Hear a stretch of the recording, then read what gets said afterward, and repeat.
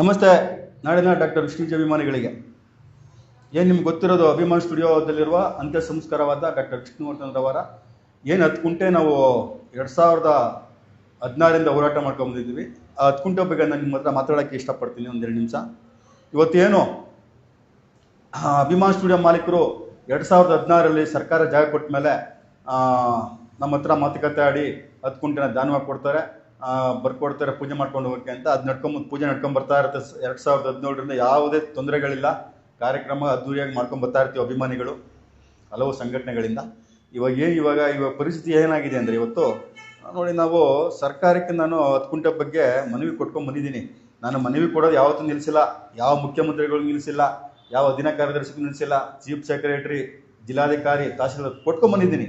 ನನ್ನ ಕೆಲಸ ನಾವೇನು ಮಾಡಬೇಕು 10 ಕುಂಟೆ ಬಗ್ಗೆ ನಾನು ಮಾಡ್ಕೊಂಬಂದಿದ್ದೀನಿ.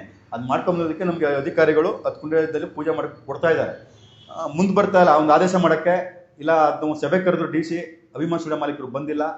ಮತ್ತು ಅಭಿಮಾನ್ ಸ್ಟುಡಿಯೋ ಹಿಂಬಾಲಿಕರು ನನ್ನ ಹತ್ರ ಒಂದು ಕಿರಣ್ ಮತ್ತು ಅನ್ನೋರೊಬ್ಬರು ಒಂದು ಸಂಧಾನಕ್ಕೆಲ್ಲ ಬಡಿಸ್ತೀವಿ ಅಂತೆಲ್ಲ ಒಪ್ಕೋತಾರೆ. ಅವರು ಸಂಧಾನ ಮಾಡ್ತೀವಿ ಅಂತ ನಾನು ಅಂದ್ಕೊಂಡಿದ್ದೆ. ಅವರು ಬೇರೆ ಒಂದು ಆಕ್ಟಿವಿಟಿ ನನ್ನನ್ನು ಇಂಜೆಕ್ಷನ್ ಆರ್ಡರ್ ತಂದು ಒಳಗಡೆ ಬಲೆ ಹಾಕೊಳ್ಳೋಕ್ಕೆ, ಅಭಿಮಾನ್ ಸ್ಟುಡಿಯೋ ಒಳಗಡೆ ಬರುವಂಗೆ ಮಾಡಿಕೊಂಡು ಮಾತುಕತೆಗೆ ಬರ್ಸ್ಕೊಂಡು ಇವರು ಇಂಜೆಕ್ಷನ್ ಆರ್ಡರ್ ಮೀರಿದ್ದಾರೆ ಅಂತ ಒಂದು ಕುತಂತ್ರ ಮತ್ತು ಷಡ್ಯಂತ್ರ ರೂಪಿಸಿದ್ರು. ನಾನು ಆ ಷಡ್ಯಂತ್ರಕ್ಕೆ ಬಲಿಯಾಗಲಿಲ್ಲ. ನಾನು ಹೊರಗಡೆ ಮಾತಾಡಿದೆ. ಯಾರು ಕಾರ್ತಿಕ್ ಅವರ ಬಲಗೈ ಬಂಟ ಕಿರಣ್ ಅವನು ಬಂದಿದ್ದ. ನಾನು ಅದ್ರ ಬಗ್ಗೆ ಎಲ್ಲ ನಾನು ಕಾಲ್ ರೆಕಾರ್ಡಿಂಗ್ ಮಾಡ್ಕೊಂಡಿದ್ದೆ. ನನಗೆ ಸ್ವಲ್ಪ ಅನುಮಾನ ಇತ್ತು ಅವ್ರ ಮಾತುಕತೆಯಲ್ಲಿ. ನಾನು ಕಾಲ್ ರೆಕಾರ್ಡಿಂಗ್ ಮಾಡ್ಕೊಂಡಿದ್ದೆ. ಇವತ್ತೇನು 6544 CC 12 ಏನು ಕೇಸ್ ಇತ್ತು, ನನಗೆ ಇಂಜೆಕ್ಷನ್ ಆರ್ಡ್ರು ಕ್ಯಾನ್ಸಲ್ ಮಾಡಿದ್ದಾರೆ ಕೋರ್ಟು. ಅದಕ್ಕೆ ನಾನು ಎಲ್ಲ ದಾಖಲೆನೂ ಒದಗಿಸಿದ್ದೀನಿ. ಆಫ್ ದಿ ರೆಕಾರ್ಡ್ ಕಿರಣ್ ಅವ್ರು ಏನು ಮಾಡಿದ್ದಾರೆ ತಂಡ, ಮತ್ತು ಆಫ್ ದಿ ರೆಕಾರ್ಡ್ ಡಿಸೆಂಬರ್ 30, 2024 ಅದನ್ನು ಪುನಃಸ್ಮರಣೆ, on the record full records, ಪೊಲೀಸ್ದಿರ್ಬೋದು, BBMPದಿರ್ಬೋದು, ಮತ್ತು ಅಭಿಮಾನ್ ಸ್ಟುಡಿಯೋದ ಒಂದು ದುಂಡಾವರ್ತನೆ ವಿಡಿಯೋಗಳು ಎಲ್ಲನೂ ನಾನು ಕೊಟ್ಟಿದ್ದೀನಿ. ಎಲ್ಲ ಮಾಧ್ಯಮದ ಎಲ್ಲನೂ ಸಹಿತ ಎಲ್ಲನೂ ಕೊಟ್ಟಿದ್ದೀನಿ ಕೋರ್ಟ್ಗೆ. ಇನ್ನೊಂದು ಕೇಸ್ ಹಾಕಿದ್ದಾರೆ 9627 ಇನ್ನೊಂದು ಕೇಸು, ಅದು ಕೋರ್ಟ್ಗೆ ಹಾಕಿದ್ದಾರೆ. ನಾನು ಅದು ಸೇಮ್ ದಾಖಲೆ ಒದಗಿಸಿದ್ದೀನಿ.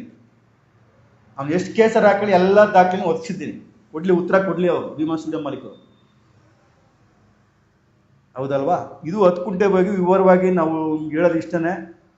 ಇನ್ನು ಮುಂದಿನ ದಿನಗಳಲ್ಲಿ ಅಭಿಮಾನ್ ಸ್ಟುಡಿಯೋ ಮಾಲೀಕರ ವಿರುದ್ಧ ಹೈಕೋರ್ಟ್ನಲ್ಲಿ ರಿಟ್ ಪಿಟಿಷನ್ ಆಗ್ತಾ ಇದ್ದೀವಿ. ನಮ್ಮ VS ಅಭಿಮಾನ್ ಪುಣ್ಯಭೂಮಿ ಟ್ರಸ್ಟ್ ವತಿಯಿಂದ ನಮ್ಮ ಹಿರಿಯ ವಕೀಲರಾದ KS ಅರುಣರವರ ನೇತೃತ್ವದಲ್ಲಿ, ಹಾಗೆ ನಮ್ಮ ಟ್ರಸ್ಟ್ ಪದಾಧಿಕಾರಿಗಳಾದ ಅಧ್ಯಕ್ಷರಾದ ವಿಷ್ಣುಜಿ ಅವರ ದತ್ತುಪುತ್ರ ಶ್ರೀಧರ್ ಮೂರ್ತಿ, ಕಾರ್ಯದರ್ಶಿಗಳಾದ ನಾರಾಯಣ್ ಸರ್, ಗೌರವ ಅಧ್ಯಕ್ಷರಾದ BY ರಮೇಶು, ಮತ್ತು ನಮ್ಮ ಖಜಾಂಚಿ ಮಧುಸೂದನ್ ಗೌಡ್ರು ಇರ್ಬೋದು, ಸಹಕಾರ ಚಂದ್ರಾಸ್ ಇರ್ಬೋದು, ಸ್ನೇಹಾ ಮೇಡಮ್ ಇರ್ಬೋದು, ಮತ್ತು ನಮಗೆ ಹಿಂದೆ ಒಂದು ಆರ್ಥಿಕವಾಗಿ ನಮಗೆ ಬೆಂಬಲ ಕೊಡ್ತಾ ಇರುವ ಶಿವಶಕ್ತಿ ಆಯುರ್ವೇದಿಕ್ ಮೆಡಿಕಲ್ಸು ಚಾಮರಾಜ್ ಗೌಡ್ರು ಉಳಿಮಾವು ಅವರಿಗೆ, ಮತ್ತು ನಮ್ಮ ವಿಷ್ಣುಕಟ್ಟ ನಾರಾಯಣ ಇರ್ಬೋದು, ನಮ್ಮ BY ರಮೇಶ್ ಅವರು ಇರ್ಬೋದು, ಇವರೆಲ್ಲರೂ ನಮಗೆ ಒಂದು ಕಾನೂನು ಹೋರಾಟ ಇರ್ಬೋದು ನಮಗೆಲ್ಲ ಬೆಂಬಲವಾಗಿ ನಿಂತಿದ್ದಾರೆ.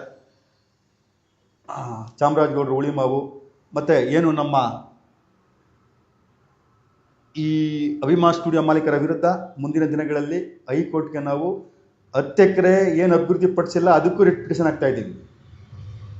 ಮತ್ತು 10 ಕುಂಟೆ ಜಾಗ ಸ್ಮಾರಕ ಮಾಡಲಿಕ್ಕೆ 10 ಎಕರೆಯಲ್ಲಿ 2 ಎಕರೆನೂ ಕೊಟ್ಟಿಲ್ಲ, 10 ಕುಂಟೆನೂ ಕೊಟ್ಟುಬಿಟ್ಟು ಅದನ್ನು ಈ ಥರ ನಮಗೆ ವಿಷ್ಣುವರ್ಧನ್ ಅವರಿಗೆ ಅಭಿಮಾನಿಗಳಿಗೆ ತೊಂದರೆ ಕೊಟ್ಕೊಂಡ್ಬಂದಿರೋದ್ರ ಬಗ್ಗೆ 10 ಕುಂಟೆ ಜಾಗದ ಬಗ್ಗೆ ಅದೊಂದು ರಿಟ್ ಪಿಟಿಷನ್ನು, 10 ಎಕರೆ ಏನು ಮಾಡ್ಕೊಂಡಿದ್ದಾರೆ ಅಭಿವೃದ್ಧಿ ಪಡಿಸಿಲ್ಲ ಅದೊಂದು ರಿಟ್ ಪಿಟಿಷನ್ ಆಗ್ತಾ ಇದ್ದೀವಿ ಹೈಕೋರ್ಟ್ಗೆ ಮುಂದಿನ ದಿನಗಳಲ್ಲಿ.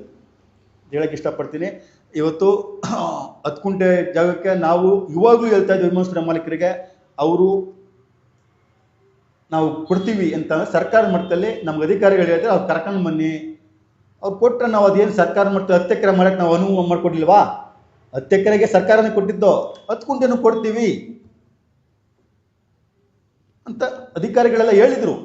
ಆದರೆ ಇವರು ಆ ನೆಪದಲ್ಲಿ ನನ್ನ ಮೇಲೆ ಒಳಗಡೆ ಇಂಜೆಕ್ಷನ್ ಆರ್ಡರ್ ಇದ್ದಂಗೆ ತರಿಸ್ಕೊಂಡು ನಮ್ಮ ಮೇಲೆ ನನ್ನನ್ನು ಒಂದು ಮಟ್ಟ ಹಾಕಬೇಕು, ಅಲ್ಲಿ ಕಾಲು ಹಾಕ್ಬಾರ್ದು ಅನ್ನೋ ಉದ್ದೇಶ ಇಟ್ಕೊಂಡು ಇವರು ನನ್ನನ್ನು ನಂಬಿಸಿ ಬರ್ತೀವಿ ಮೀಟಿಂಗ್ ಅಂತ ನಂಬಿಸಿ ಎಲ್ಲನೂ ಮಾಡಿ ಇವತ್ತು ಈ ಮಟ್ಟಿಗೆ ತಂದು ನಿಲ್ಲಿಸಿದ್ದಾರೆ. ಅವ್ರ ವಿರುದ್ಧ FIR ಹಾಕಿದೆ. FIR ಕೆಂಗೇರಿ ಪೊಲೀಸ್ ಸ್ಟೇಷನ್ನಲ್ಲಿ 6 ಜನರ ವಿರುದ್ಧ ಅಭಿಮಾನ್ ಸ್ಟುಡಿಯೋ ಮಾಲೀಕ ಕಾರ್ತಿಕ್, ಕಿರಣ್ ಮಹಾದೇವ, ಮುತ್ತುರಾಜ್, ನವೀನ್, ಕಿರಣ್ ಸೂರ್ಯ ಇವರ ಮೇಲೆ ಮ್ಯಾಜಿಸ್ಟ್ರೇಟ್ ಕೋರ್ಟಿಂದ FIR ಆಗಿದೆ ಕೆಂಗೇರಿ ಪೊಲೀಸ್ ಠಾಣೆಯಲ್ಲಿ. ಅದ್ರ ಬಗ್ಗೆನೂ ನಾವು ಏನು ನಡೆದ ಘಟನಾವಳಿಗಳ ಬಗ್ಗೆ ನಾವು ಸವಿಸ್ತರವಾಗಿ ಎಲ್ಲ ದಾಖಲೆಗಳು ನಾವು ಕೊಡ್ತೀವಿ. ಇದನ್ನ ಉಗುರಲಾಗೋದು ಇದು ಒಂದು ಸೂಕ್ಷ್ಮವಾದ ಒಂದು ವಿಷಯ ಇದು. ಇದನ್ನು ನಾವು ಬಗೆಹರಿಸ್ಕೋದಾಯಿತು. ಯಾಕೆ ಇವರು ಇಷ್ಟೊಂದು ಒಂದು ದೌರ್ಜನ್ಯದಿಂದ ದುಂಡಾವರ್ತಿ ನಿಂತ್ಕೊತಾರೆ ಅಭಿಮಾನಿಗಳ ಮಾಲೀಕರು ಗೊತ್ತಿಲ್ಲ. ಇವಾಗಲೂ ಹೇಳ್ತಾ ಇದ್ದೀವಿ, 10 ಗಂಟೆಗೆ ನಾವು ಅಭಿಮಾನಿಗಳು ಎಚ್ಚರಿಸಕ್ಕೆ ರೆಡಿ ಇದ್ದೀವಿ. ಬನ್ನಿ, ಇಲ್ಲ ನಿಮ್ಮ ದಾರಿಯಲ್ಲಿ ನೀವು ಹೋಗಿ, ನಮ್ಮ ದಾರಿ ಕಾನೂನು ದಾರಿ ಇದೆ, ನಾವು ಹೋಗ್ತೀವಿ. ನೀವು ದೌರ್ಜನ್ಯ, ದಬ್ಬಾಳಿಕೆ, ರೌಡಿಜಾಮ್, ಪುಂಡ್ರಿ ಇಟ್ಕೊಂಡು ಪೊಲೀಸರ ಒಂದು ದುರ್ಬಳಕೆ ಮಾಡ್ಕೊಂಡು ಪೊಲೀಸ್ನವ್ರಿಗೆ ವಿಷಯನೇ ಗೊತ್ತಿಲ್ಲ, ಅವ್ರ ಮೇಲೆ ಇಂಜೆಕ್ಷನ್ ನಡೆದಿದೆ ಅಂತ ಅವ್ರ ಮೇಲೆ ಅವ್ರಿಗೆ ಒಂದು ಸುಳ್ಳು ಮಾಹಿತಿ ಕೊಟ್ಟು ಪೊಲೀಸರನ್ನು ದಿಕ್ತಪ್ಪಿಸಿದ್ದೀರ ನೀವು ಇವತ್ತು 15ನೇ ಪುಣ್ಯಸ್ಮರಣೆ ಕಾರ್ಯಕ್ರಮದಲ್ಲಿ. ಅದು ಪೊಲೀಸ್ನವ್ರಿಗೂ ಅರ್ಥ ಆಗಿದೆ, ಆಮೇಲೆ ಅರ್ಥ ಆಗಿರುತ್ತೆ ಅಂತ ಅನ್ಕೋತೀನಿ. ಮುಂದಿನ ದಿನಗಳಲ್ಲಿ ಪೊಲೀಸ್ ಇಲಾಖೆಗೂ ನಾನು ಹೇಳ್ತಾ ಇದ್ದೀನಿ, ದಯವಿಟ್ಟು ದಾಖಲೆಗಳನ್ನ ಪರಿಶೀಲನೆ ಮಾಡಿ. ಅವರಲ್ಲಿ ನಿಂತ್ಕೊಂಡು ಅಲ್ಲೇ ಮೇಟಿಂಗ್ ಮಾಡೋ ಕೆಲಸ ಅವ್ರದ್ದು. ಗೇಟ್ ಲಾಕ್ ಮಾಡಿದ್ದಾರೆ, ಎಂತ್ಗೆ? ಮೊದಲೇ ಹೇಳ್ಬೇಕಾಯ್ತು ನೀವು, ಬ್ಯಾರಿಕೇಡ್ ನಾವು ಹಾಕಿಸ್ತೀವಿ, ಅಭಿಮಾನಿಗಳನ್ನ ಒಳಗಡೆ ಬಿಡ್ತೇವೆ. ಒಳಗಡೆ ಅಭಿಮಾನಿಗಳು ಬಿಟ್ರೆ ನೀವು ಗೇಟ್ ಬಂದ್ ಮಾಡಿದ್ರಿ. ಎಲ್ಲ ಆ ವಿಷ್ಣು ಅಪ್ಪಾಜಿಗೆ ಹೂವು ಹಿಂಗೆ ಹಾಕ್ಬಿಟ್ಟು ಹೋದ್ರು. ಒಂದು ಗೌರವ ಕೊಡಿ ಕಲಾವಿದರಿಗೆ. ನೀವು ಕಲಾವಿದರ ಮೊಮ್ಮಗ ಬಾಲಣ್ಣವ್ರನ್ನ ಅವ್ರನ್ನ ನಡ್ಕೊಂಬಂದಿರೋದು ಒಂದು 600 ಪಿಕ್ಚರ್ಗಳು, ಒಂದು ಕಲಾವಿದ, ಅಭಿವ್ಯಕ್ತ ಕಲಾವಿದ. ಅವ್ರಿಗೆ ಯಾಕೆ ಅವ್ರ ಮೇಲೆ ನೀವು ನಿಮ್ಮಂಥವ್ರಿಂದ ಒಂದು ಕಪ್ಪು ಚಿಕ್ಕ ಬರುತ್ತೆ. ಅದನ್ನ ಬದ್ಧ ಮಾಡಿಸ್ಕೋಬೇಡಿ, ದ್ವೇಷ ಮಾಡಕ್ಕೆ ಹೋಗ್ಬೇಡಿ, ಇಲ್ಲಿಗೆ ನಿಲ್ಲಿಸಿ ಅಂತ ಹೇಳ್ತಾ ಇದ್ದೀನಿ ಅಭಿಮಾನ ಸ್ಟುಡಿಯೋ ಮಾಲೀಕ ಕಾರ್ತಿಕ್ರವರಿಗೆ. ಇಲ್ಲ ನಾನು ಹೀಗೆ ಅಂದರೆ ಅದು ನಿಮ್ಮಿಷ್ಟ. ಬಟ್ ನನ್ನ ಮೇಲೆ ನೀವು ಜಿದ್ದಿ ಕಂಡಿದ್ದೀರಾ. ನಿಮ್ಮ ಮೇಲೆ ನಾನು ಆಲ್ರೆಡಿ ಎಲ್ಲೆಲ್ಲಿ ಏನೇನು ಕೊಡಬೇಕು ಕಂಪ್ಲೇಂಟ್ನ ಕೊಟ್ಟಿದ್ದೀನಿ. ನಿಮ್ಮ ಆರ್ಜಿನರ ವಿರುದ್ಧ ನೀವು ನಮ್ಮ ಮೇಲೆ ಎಷ್ಟೋ ನನಗೆ ಏನೇ ಆದರೂ ನೀವೇ ತೊಂದರೆ ಅಂತ ನನ್ನ ಏನೇ ಡೈರಿ ಇರ್ಬೋದು, ಪೊಲೀಸ್ ಕೆಲವು ಇಲ್ಲ, ನನಗೆ ಎಲ್ಲೆಲ್ಲಿ ಬೇಕು ಎಲ್ಲ ಕೊಟ್ಟಿದ್ದೀನಿ. ಅದೆಲ್ಲ ಈ ಮುಂದಿನ ದಿನಗಳಲ್ಲಿ ಗೊತ್ತಾಗುತ್ತೆ ನಿಮಗೆ.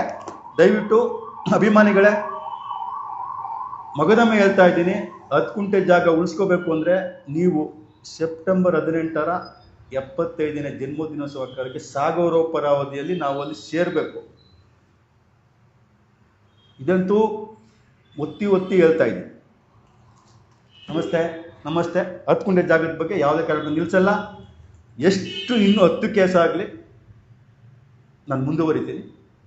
ಇದಂತೂ ಸತ್ಯ. ನಾನು ಬದುಕಿರೋವರೆಗೂ ಆ 10 ಗುಂಟೆ ಜಾಗ ಉಳಿಸ್ಕೊಳ್ಳೋಕ್ಕೆ ಅಂತ ಹೇಳ್ತೀನಿ ನಾಡಿನ ವಿಷ್ಣು ಅಭಿಮಾನಿಗಳಿಗೆ. ದಯವಿಟ್ಟು ಸರ್ಕಾರ ಇನ್ನಾದರೂ ಗಮನ ಕೊಟ್ಟು ಇದ್ರ ಬಗ್ಗೆ ಒಂದು ಪೂಜೆ ಮಾಡೋದಕ್ಕೆ ನಮಗೆ ಜಾಗದ ಬಗ್ಗೆ ಸ್ವಲ್ಪ ಗಮನ ಕೊಡಿ ಅಂತ ನಾನು ಎಲ್ರಿಗೂ ಮನವಿ ಕೊಟ್ಟಿದ್ದೀನಿ. ನೋಡೋಣ ಮುಂದಿನ ದಿನಗಳಲ್ಲಿ. ನಮ್ದು ಇವಾಗ ಏನಿದ್ರು ಗರಿ ಕಾನೂನು ಹೋರಾಟ, ಸರ್ಕಾರ ಜೊತೆ ಹೋರಾಟ, ಬೀದಿಗಿಳಿದು ಹೋರಾಟ ಮಾಡ್ತೀವಿ. ಏನು ನಾವು ಹೋರಾಟ ಮಾಡಿ ದುಡ್ಡುಗಳು ಖರ್ಚು ಮಾಡ್ಕೊಂಡು ಇವತ್ತು ಹೋರಾಟ ಮಾಡೋಕ್ಕೆ ಲಕ್ಷಾಂತರ ರೂಪಾಯಿ ಖರ್ಚು ಮಾಡಬೇಕು.